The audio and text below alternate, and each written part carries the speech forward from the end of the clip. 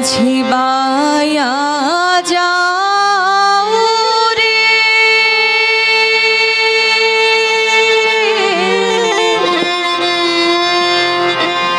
অকুল দরিয়ার মাঝে আমার ভাঙা নাও রে মাঝি বায়া যাও রে মাঝি বায়া যাও রে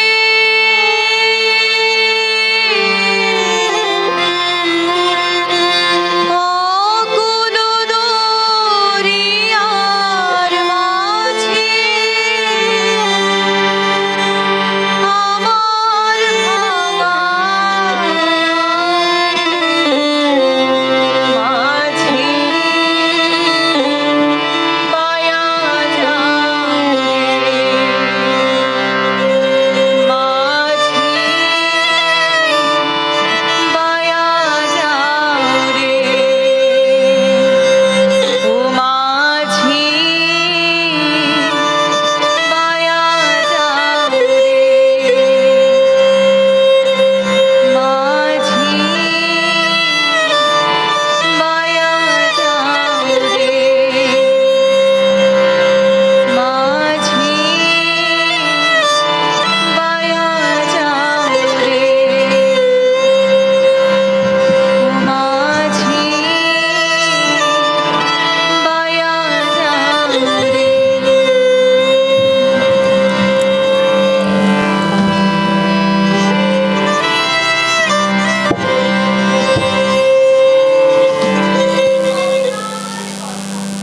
তখন এ অঞ্চল দিয়ে বয়ে যেত ভরা যৌবনা মধুমতি নদী।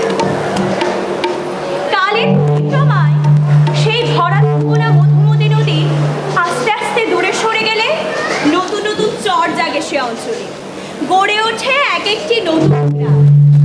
টুঙ্গিপাড়া গ্রামে বসতি শুরু হয় প্রায় 200 বছর আগে। তারা ধর্ম প্রচারের জন্য এ অঞ্চলে এসেছিলেন। তারা ছিলেন ধর্ম প্রচারক ও সম্ভ্রান্ত ব্যবসায়ী। টুঙ্গিপাড়া গ্রামে একটি পরিবার, শেখ পরিবার। শেখ পরিবারের মূল দালানের উত্তর পূর্ব কোণে একটি চৌচালা ঘর তোলেন শেখ আব্দুল হাদী। সেই ঘরেই শেখ লুৎফর রহমান তার সংসার গড়ে তোলেন। আর সেই ঘরেই 1920 সালের 17ই মার্চ মঙ্গলবার ঠিক রাত 8টার সময় সায়রা খাতুনের কোল আলো করে জন্ম নেয় এক খোকা।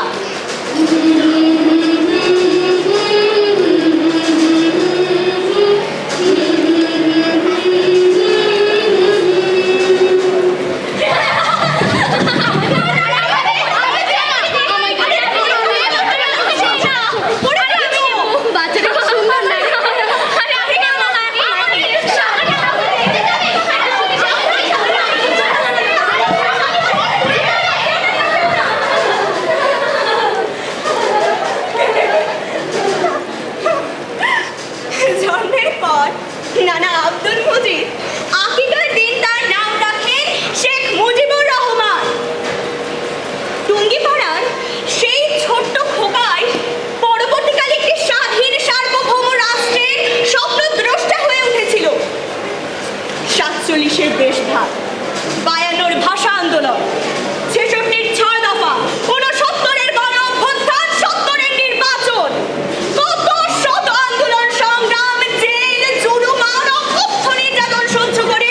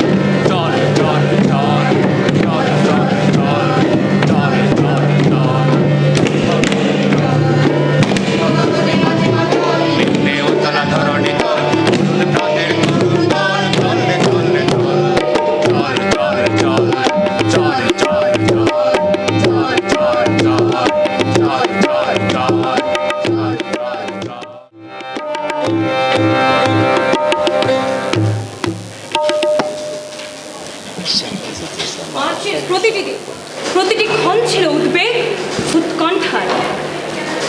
বাংলাদেশ কার্যত মার্চ মাসে স্বাধীন হয়ে গিয়েছিল। প্রশাসন সহ সব কিছুই চলছিল আওয়ামী লীগের নেতৃত্বে। 15ই মার্চ ইয়াহিয়া পাকিস্তান থেকে উড়ে এলেন ঢাকায়। 16ই মার্চ শেখ মুজিবের সাথে মিটিংয়ে বসলেন। তারপর 17, 19 এবং 20 মার্চ দফায় দফায় মিটিং হলো, কিন্তু কোনো সমঝোতা হলো না। 23 মার্চ সারা দেশব্যাপী পালিত হলো প্রতিরোধ দিবস। মিছিলে মিছিলে উত্তাল ছিল ঢাকা। হাজার হাজার নেতাকর্মীরা মিছিল নিয়ে এসে জড়ো হয় ধানমন্ডি 32-এ। তারা শেখ মুজিবের হাতে তুলে দেয় বাংলাদেশের পতাকা। শেখ মুজিব সেই পতাকা উত্তোলন করলেন বীর পুরুষের মতো। তারপর সারা দিন ধরে নেতাকর্মীদের উদ্দেশ্যে বক্তৃতা করলেন এবং দিক নির্দেশনা দিলেন। প্রলয়ঙ্করী ঝড়াসার আগে আকাশের ভাব যেমন গুমোট আর থমথমে থাকে, 25শে মার্চের সকালটাও ছিল ঠিক তেমন। ইয়াহিয়ার সঙ্গে আলোচনা ভেস্তে গেছে। আলোচনার আর কোনো পথই খোলা রইল না। ধানমন্ডি 32-এ সারাদিন ধরে একের পর এক নেতাকর্মীরা আসতে লাগলেন। শেখ মুজিবও তাদের সাথে বিরামহীনভাবে কথা বলছিলেন। যখন সন্ধ্যা ঘনিয়ে এলো, শেখ মুজিব সবাইকে চলে যেতে বললেন এবং সাবধানে থাকতে বললেন। কিন্তু লোকজনের আসা যাওয়া চলতেই থাকে। তার সাথে জয় বাংলা স্লোগান। তোমার নেতা আমার নেতা, শেখ মুজিব তোমার দেশ আমার দেশ, বাংলাদেশ বাংলাদেশ, বীর বাঙালি অস্ত্র ধরো, বাংলাদেশ স্বাধীন করো, জয় বাংলা, জয় বাংলা, জয় বাংলা। জয় বাংলা। 25শে মার্চ 1971 সাল। দেশের এমন থমথম পরিস্থিতি দেখে তাজউদ্দিন আতঙ্কিত হয়ে উঠলেন। ছুটে গেলেন ধানমন্ডি 32-এর বাড়িতে শেখ মুজিবকে নিয়ে যাওয়ার জন্য। কিন্তু শেখ মুজিব কোথাও যাবেন না, তিনি অনড়। তিনি তাজউদ্দিনকে বললেন, তাজউদ্দিন, আমি কোথাও যাচ্ছি না। বাংলার 7.5 কোটি মানুষকে বিপদের মুখে ফেলে আমি কোথাও যেতে পারি না, কোথাও যাব না। মৃত্যু হলে এখানে মৃত্যু হবে, মরণ হলে এই বাংলার মাটিতেই যেন আমার মরণ হয়। তিনি চাইলেই কিন্তু যেতে পারতেন। তিনি ভালো করে জানতেন ওই পাকিস্তানি হানাদার বাহিনীটা তাকে যে কোনো সময় ধরে নিয়ে যাবে আর যে কোনো সময় মেরে ফেলবে। তারপরও তিনি তার জীবনকে বাজি রেখে রয়ে গেলেন ধানমন্ডি 32-এর বাড়িতে। তাছাড়া শেখ মুজিব ছিলেন একজন বিচক্ষণ মানুষ। তিনি আন্দাজ করতে পেরেছিলেন দেশ আক্রান্ত হতে পারে। তাই ফেব্রুয়ারি মাঝামাঝি সময়ে তিনি সকল রকমের পরিকল্পনা, সকল রকমের দিক নির্দেশনা শেষ করে ফেলেছিলেন। তাজউদ্দিন, খন্দকার মোশতাক, রাজ্জাক, মনি, তোফায়েল সহ সকল সহকর্মীদের বলে দিয়েছিলেন দেশ আক্রান্ত হলে কোথায় যেতে হবে, কিভাবে মুক্তি সংগ্রাম চালিয়ে যেতে হবে, কার কার সাথে দেখা করতে হবে, কি কি করতে হবে। কারণ তিনি জানতেন ওই পাকিস্তানি হানাদার বাহিনীরা তাকে ছাড়বে না। তাছাড়া শেখ মুজিব ছিলেন একজন দূরদর্শী মানুষ। তিনি বুঝতে পারতেন কে তার সাথে আছে, কে তার সাথে নেই। তিনি বুঝতে পেরেছিলেন কিছু একটা হয়েছে। তিনি তাজউদ্দিন যাওয়ার আগে বলেছিলেন, তাজউদ্দিন, খন্দকার মোশতাকের উপর নজর রেখো। সাথে সাথে দূর থেকে বিক্ষিপ্ত গোলাগুলির আওয়াজ ভেসে আসতে লাগলো।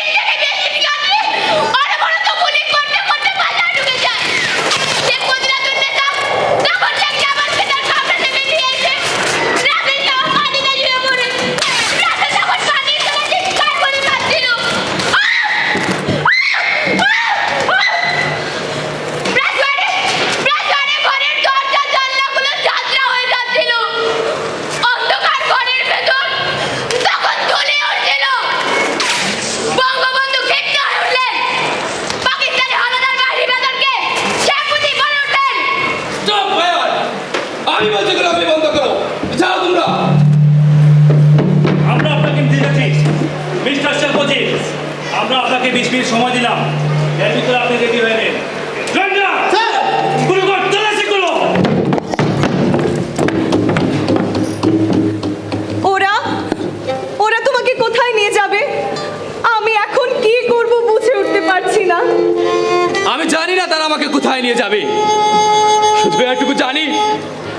থেকে তোমাকে একটা ভয়ঙ্কর মানসিক লড়াইয়ে নামতে হবে। ইয়াহিয়া আমাকে দেশদ্রোহী আখ্যা দিয়েছে। দেশদ্রোহের অপরাধে আমাকে হত্যা করবে, ফাঁসিতে ঝুলাবে। আর কোনোদিন হয়তো ফিরে নাও আসতে পারি আমি। তোমাকে আমি অকুল সাগরে ভাসিয়ে দিয়ে যাচ্ছি রেনু। আমাদের ছেলে কামাল কোথায় আছে না তুমি জানো না আমি জানি। বড় মেয়েটা আমাদের হাসিমণি সন্তান সম্ভবা, সদ্য কৈশোরে পা দেয়া আমাদের ছোট মেয়ে রেহানা, আমাদের অবুঝ শিশু রাসেল এই বয়সেই প্রত্যক্ষ করছে তার পিতার উপর জুলুম আর নির্যাতনের ভয়াবহতা। জানি এ বাসা থেকেও তোমাকে সরে যেতে হবে, কিন্তু কোথায় যাবে আমি জানি না। হয়তো সান্ত্বনা দিতেও কেউ আসবে না। আমি তোমাকে এক অনিশ্চিত অন্ধকারে ঠেলে দিয়ে যাচ্ছি রেনু। এ কঠিন লড়াইটা তোমাকে একাই লড়তে হবে, কিন্তু কিভাবে লড়বে আমি তাও জানি না। স্যার!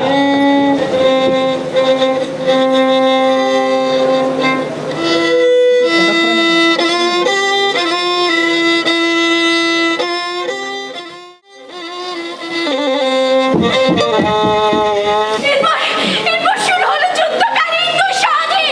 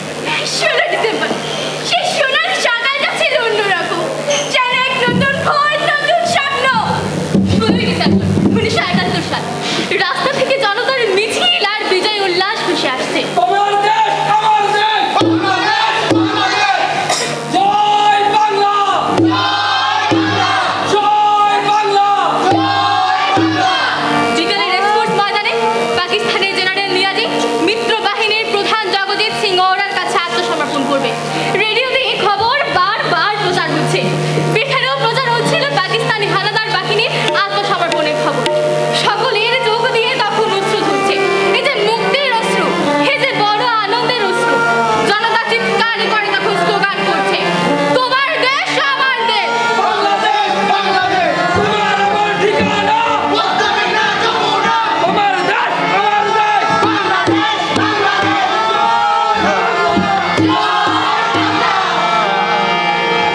জয় বাংলা বাংলার জয়, জয় বাংলা বাংলার জয়। হবে হবে হবে হবে নিশ্চয়, হবে প্রাণের সাথে জেগেছে অন্ধরাতে নূতন সূর্য তারিখ সময়। হবে প্রাণের সাথে জেগেছে অন্ধরাতে নূতন সূর্য তারিখ সময়। জয় বাংলা বাংলার জয়, জয় বাংলা বাংলার জয়, জয় বাংলা বাংলার জয়। অবশেষে 10 জানুয়ারি বঙ্গবন্ধু পা রাখলেন তার প্রিয় স্বদেশের মাটিতে। সবার চোখে তখন আনন্দের অশ্রুধারা আর কণ্ঠে স্লোগান, তোমার নেতা আমার নেতা, তোমার নেতা আমার নেতা। 7ই মার্চের পর বঙ্গবন্ধু আবার দাঁড়ালেন রেসকোর্স ময়দানে। বিশাল জনসমুদ্রে দাঁড়িয়ে কান্নায় ভেঙে পড়লেন বঙ্গবন্ধু। তিনি বললেন, আমি জানতাম না আপনাদের মাঝে আবার ফিরে আসবো। ওদের আমি বলেছিলাম, তোমরা আমাকে মারতে চাও, মেরে ফেলো, শুধু আমার লাশটা বাংলাদেশে আমার বাঙালিদের কাছে ফিরিয়ে দিও। আজ থেকে আমার অনুরোধ, আজ থেকে আমার আদেশ, আজ থেকে আমার হুকুম ভাই হিসেবে, নেতা হিসেবে নয়, প্রধানমন্ত্রী হিসেবে নয়, প্রেসিডেন্ট হিসেবে নয়। আমি তোমাদের ভাই, তোমরা আমার ভাই। এ স্বাধীনতা আমার পূর্ণ হবে না যদি বাংলার মানুষ পেট ভরে ভাত না পায়। এ স্বাধীনতা আমার পূর্ণ হবে না যদি বাংলার মানুষ, বাংলার মা বোনরা কাপড় না পায়। এ স্বাধীনতা আমার পূর্ণ হবে না যদি বাংলার যুবক যারা আছে তারা চাকরি না পায়। মুক্তিবাহিনী, ছাত্র সমাজ তোমাদের মোবারকবাদ জানায়। তোমরা গেরিলা হয়েছ, রক্ত দিয়েছ, রক্ত বৃথা যাবে না, রক্ত বৃথা যায়নি। এরপর আমরা পেলাম এক নতুন বাংলাদেশ। বাংলাদেশ আমার বাংলাদেশ, বাংলাদেশ আমার বাংলাদেশ। শোনো একটি মুজিবরের থেকে লক্ষ মুজিবরের কণ্ঠস্বরের ধ্বনি, প্রতিধ্বনি আকাশে বাতাসে উঠে রনি। বাংলাদেশ আমার বাংলাদেশ, বাংলাদেশ আমার বাংলাদেশ।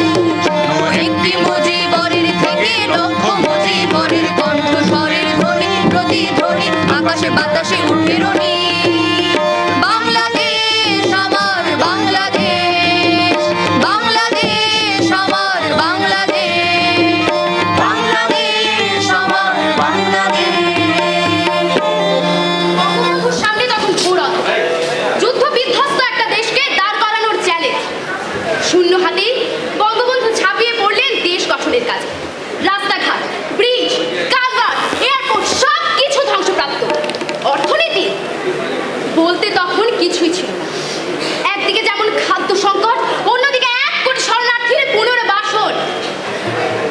এত সংকটের মধ্যেও বঙ্গবন্ধু কিন্তু তার দেশটাকে প্রায় গুছিয়ে এনেছিলেন। আমরা করি খামার আর আমরা গরিব সকল দিয়ে সোনার কামনায়। আয় রে আয় লগন বয়ে যায়, মেঘুর গুড় করে চাঁদের সীমানায়। পারুল বন ডাকে চম্পা ছুটে আয়, বর্গিরা সব হাঁকে কোমর বেঁধে আয়। আয় রে আয়, আয় রে আয়, আয় রে আয়, আয় রে আয়, আয় রে আয়, আয় রে আয়। কিন্তু হঠাৎ স্বাধীনতা বিরোধী চক্র সক্রিয় হয়ে উঠল। এরা এখানে সেখানে রাষ্ট্রবিরোধী কার্যক্রম শুরু করলো। এভাবে কেটে গেল প্রায় 3টি বছর। এত কিছুর মধ্যেও বঙ্গবন্ধু কিন্তু থেমে থাকেননি তার সোনার বাংলা করার কাজে। ঠিক সে সময়ে দেশের বিশ্বাসঘাতক সর্পগুলো বঙ্গবন্ধুর ঘাড়ের ওপর দিয়ে বিষাক্ত নিঃশ্বাস ফেলছিল।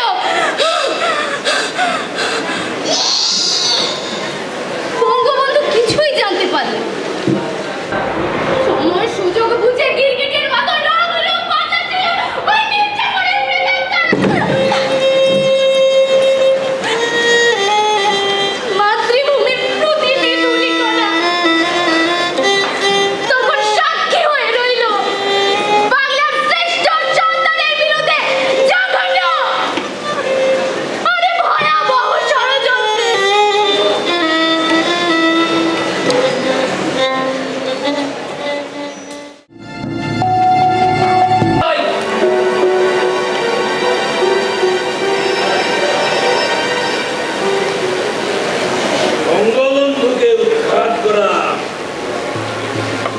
সহজ মনে করো?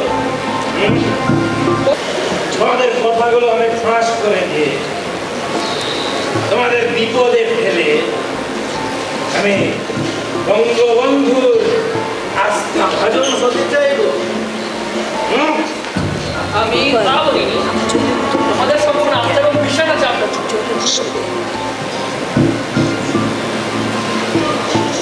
ধন্যবাদ ছাড়া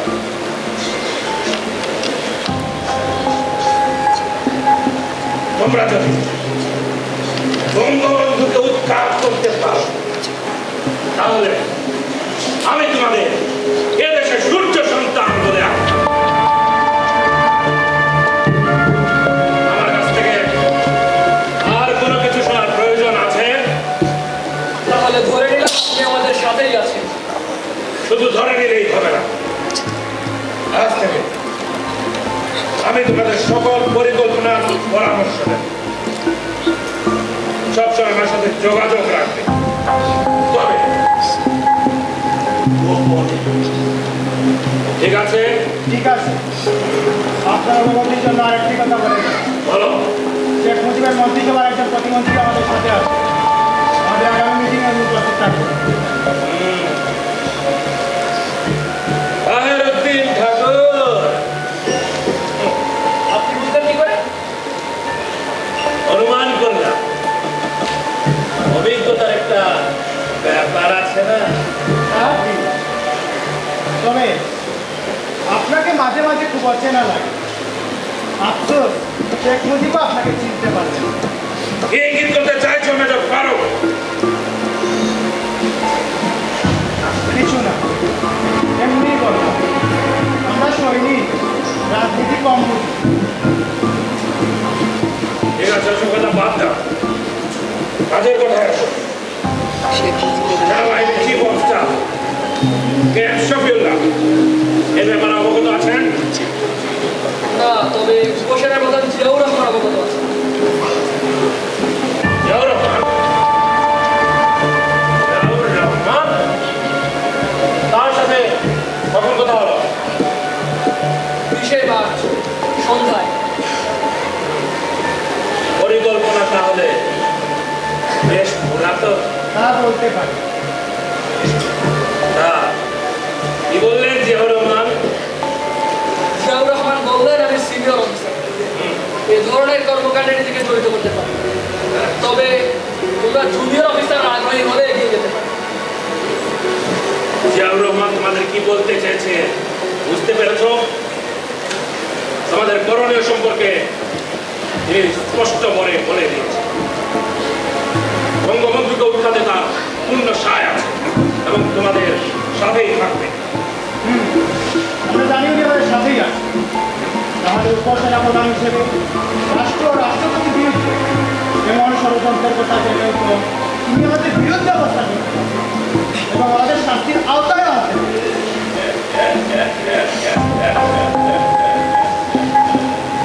তাহলে চিন্তা কি? এগিয়ে যাও। আজ আমরা উঠি, আগামী 12ই আগস্ট আমার আপনার সাথে সাক্ষাৎ।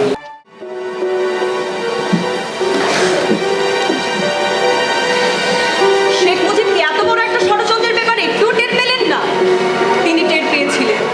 তিনি তার শত্রু মিত্র খুব ভালো করেই চিনতেন, কিন্তু তার একটা বিশ্বাস ছিল, যে দেশের জনক তিনি, সেই দেশের সন্তানরা কখনোই তার হোমতারক হবে না, হতে পারবে না। দেশের মানুষকে বড় বেশি ভালোবাসতেন তিনি, আর বিশ্বাস করতেন তার কাছের মানুষগুলোকে। যেমন নবাব সিরাজউদ্দৌলা বিশ্বাস করতেন মীর জাফর আর জগৎ শেঠদের। শেখ মুজিব তখন দেশের সর্বোচ্চ ক্ষমতাধর ব্যক্তি, একজন প্রেসিডেন্ট ছিলেন তিনি। প্রেসিডেন্টের তো গণভবনে থাকার কথা, কিন্তু তিনি থাকতেন ধানমন্ডি 32-এর বাড়িতে, আর 10টা সাধারণ মানুষের মতো 3 তলা একটা বাড়িতে। তিনি ভাবতেন বাসায় থাকলে সবসময় সাধারণ মানুষের কাছাকাছি থাকা যায়। সাধারণ মানুষকে বড় বেশি ভালোবাসতেন তিনি। ধানমন্ডি 32-এর বাড়িতে প্রায় মেজর ডালিম, খন্দকার মুস্তাক, মেজর জিয়াউর রহমান তাদের স্মৃতি নিয়ে বেড়াতে আসতেন। যেই আসতো তার সাথেই শেখ মুজিব দেখা করতেন, গল্প করতেন। অথচ যাদের এত বিশ্বাস করতেন তিনি, তারাই বিশ্বাসঘাতকতা করলো তার সাথে।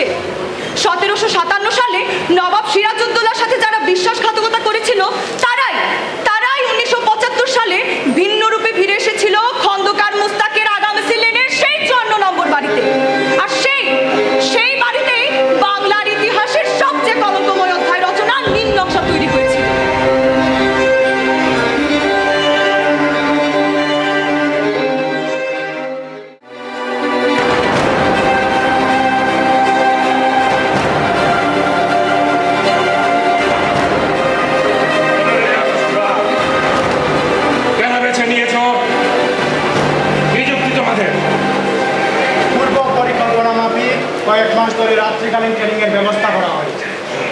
প্রতি মাসে 2টি ট্রেনিংয়ের ডেট রাখা হয়েছে। এর ধারাবাহিকতায় এ মাসেও 2টি ডেট রাখা হয়েছে। 14 ও 15 আগস্ট ভোর রাত ট্যাঙ্ক আর অপারেশন ইউনিট নিয়ে রাস্তায় বের হলে কেউ সন্দেহ করবে না। চমৎকার চমৎকার। বঙ্গবন্ধুকে উৎখাত করলে ভারত নাক গলাবে বা আমাদের আক্রমণ করে বসতে পারে।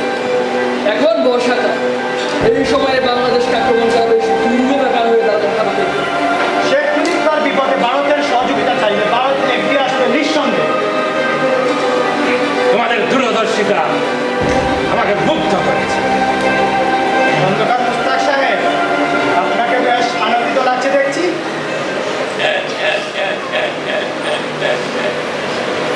তা তো কিছুটা লাগছে। তোমাদের পরিকল্পনার প্রস্তুতি কেমন বলো? 28টি ট্যাঙ্ক, 18টি কামান আর 700 জওয়ান। আমার প্রথম কাজ হবে যে যে জায়গা থেকে বাধা আসতে পারে সেসব জায়গা নিশ্চিহ্ন করে দেওয়া। মুজিবের রক্ষী বাহিনী একটি ফ্যাক্টর, রক্ষী বাহিনীকে আমাকেই সামাল দিতে হবে। পুরো পরিকল্পনা সাজিয়েছি 3 ভাগে, মানে আমাদের 3 ভাগে বিভক্ত হয়ে অপারেশন চালাতে হবে।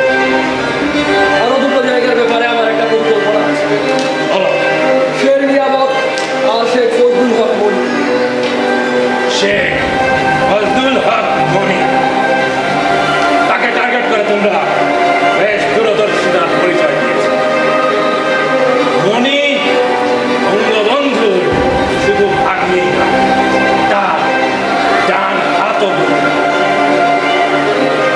বললেন খন্দকার সাহেব, এতক্ষণ আমি চুপচাপ ছিলাম। মনে মনে ভাবলাম যে আমারও 2টি কথা বলা দরকার। বলবেন বলবেন ঠাকুর সাহেব, বলবেন। আপনিও তো এই পরিকল্পনার একজন গুরুত্বপূর্ণ সদস্য। তা মনি সম্পর্কে কি বললাম ঠাকুর সাহেব? খন্দকার সাহেব, মনি শেখ সাহেবের ডান হাত নয়, বাম হাত বলতে পারে। শেখ সাহেবের ডান হাত তো এই পদে তার শরীর থেকে আলাদা করে দিল। ওর হা করে তাকিয়ে আছেন কেন খন্দকার সাহেব? আমি কি বলতে চাচ্ছি বুঝতে পারছেন না, তাই তো? আমি তাজউদ্দিন সাহেবের কথা লিখেছি। শেখ সাহেবের সাথে তাজউদ্দিনের দূরত্বটা কি আমি তৈরি করে দিয়েছি? নয় তো, 3 ঘন্টা তো আপনি দিয়েছেন। ওসব অবান্তর কথা বাদ দিন। ওসব কথা বলে কোনো মানে হয় না ঠাকুর সাহেব। তাহা বই কি খন্দকার সাহেব, আমি কিন্তু আপনার প্রশংসাই করছি। ঠিক আছে, যাই হোক, কর্নেল জামিলের প্রতি একটু নজরদারি রাখা দরকার বলে আমি মনে করি। শেখ সাহেবের কিছু হলে কর্নেল জামিল এখানে ছুটে আসতে পারে। তিনি আমাদের পরিকল্পনার মধ্যেই আছেন। তা তো বেশ, তবে আরো দুজন ব্যক্তি এখানে হাত পাতার চেষ্টা করতে পারে। আপনি কাদের কথা বলছেন? সেনাপ্রধান এম শফিউল্লাহ আর সাফায়াত জামিলের কথাও বলছি। এ নিয়ে আপনার চিন্তা করার প্রয়োজন নেই ঠাকুর সাহেব, পরামর্শের জন্য ধন্যবাদ। মেজর ডালিম কোথায়? তোমরা তো বলছিলে মেজর ডালিম তোমাদের সাথে আছে। শুধু মেজর ডালিম কেন, মেজর মহিউদ্দিন সহ আর অনেকেই আছে। আমাদের আগামী চূড়ান্ত পরিকল্পনায় মেজর ডালিম থাকবে। ঠিক আছে। গুরুত্বপূর্ণ দায়িত্ব দেওয়া হয়েছে। উপসেনা প্রধান জিয়াউর রহমানের সাথে আমি এ সপ্তাহে 2 বার যোগাযোগ করেছি। যা করা খুব দ্রুত করতে হবে। আর আরেকটি বিষয়, বঙ্গবন্ধুর বাসায় নিরাপত্তা কর্মীদের কাছে যত গোলা বারুদ আছে সব সরিয়ে ফেলতে, তাহলে বাধা দেওয়ার মতো আর কেউ থাকবে না। মেজর আব্দুল ওয়াহাব জোয়ারদার এ দায়িত্ব ইতিমধ্যেই সম্পন্ন করেছেন। তিনি কৌশলে ধানমন্ত্রী 25 থেকে সমস্ত দুরারোপ দুর্দান্ত, চমৎকার তোমাদের পরিকল্পনা। ঠিক আছে, আগামীকাল আমি একবার প্রেসিডেন্টের বাসায় একটু নজরদারি করব।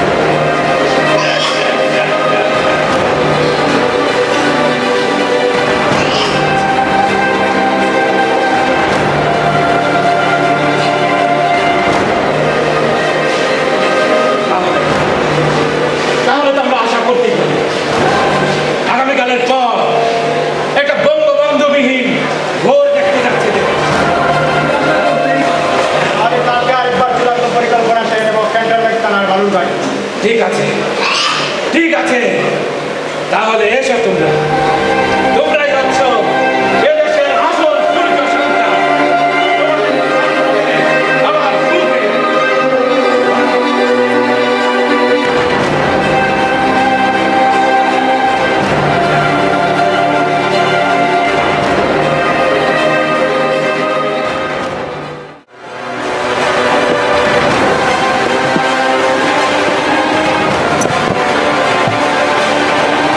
الصلاة خير من النوم